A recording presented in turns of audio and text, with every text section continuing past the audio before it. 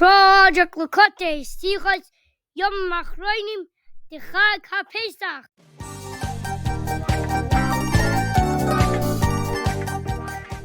On Pesach, there is a worry that if the matzah didn't bake 100% properly, and then water touches the matzah, chametz it could become, which is against the Torah.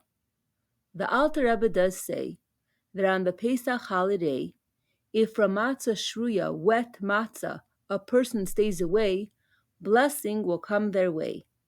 But on Pesach's final day, if a person wets his matzah, acting in a lenient way, so that to the yontif joy he could bring, he won't lose anything.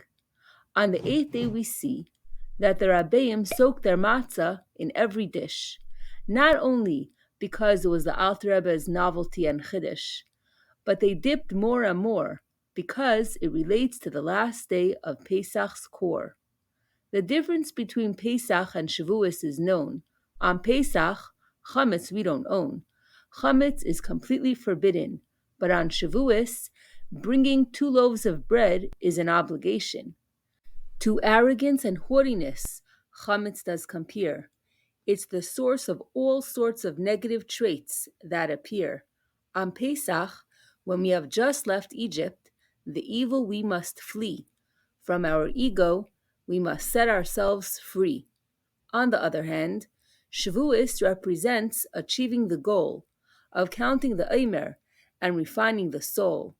After 7 weeks of refining, we have the power and responsibility to transform the darkness into light and positivity. Similarly, when Achron Shel Pesach comes, we will have attained refining 1 round of midos, as in Chesed they are displayed.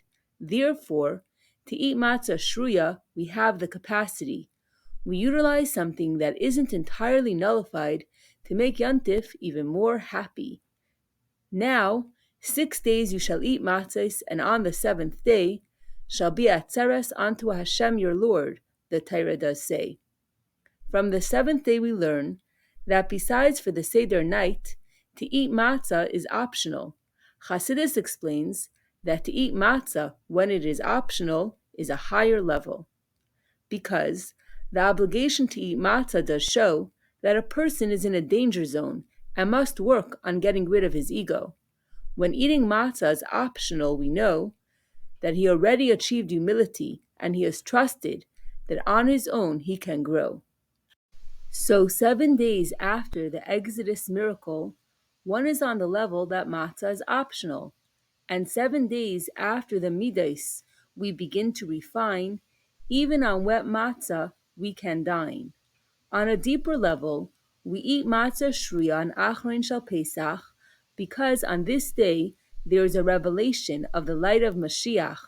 The Haftarah that we read discusses what will happen in Mashiach's time, and at a Mashiach's feast, we eat matzah and drink 4 cups of wine. There are 2 manners of redemption that we see. About the exodus from Egypt, it says that the people had to flee from Egypt's evil and impurity. The Yidden remained in that state until the 7th day by the splitting of the sea. On the 7th day, at the splitting of the sea, the Klippa of Egypt was nullified completely, and all the sparks were elevated and became holy, and even maidservants saw what prophets did not see.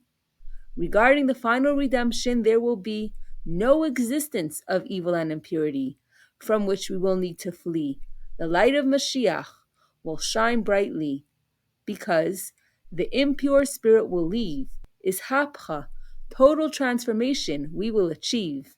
The evil inclination will transform into goodness. We get a taste of this by joyfully transforming matzah shruya into holiness.